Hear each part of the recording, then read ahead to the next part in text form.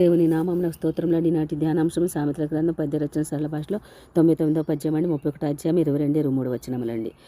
ఆమె కుటుంబీకుల శరీర సంరక్షణకై పరుపులను సిద్ధపరుచును.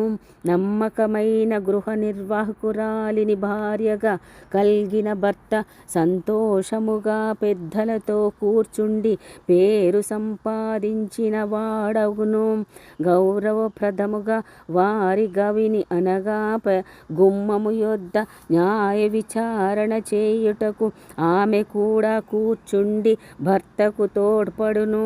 గవిని యొద్ద అతనికి మంచి పేరు వచ్చుటకు సహకరించిన ఇల్లాలు.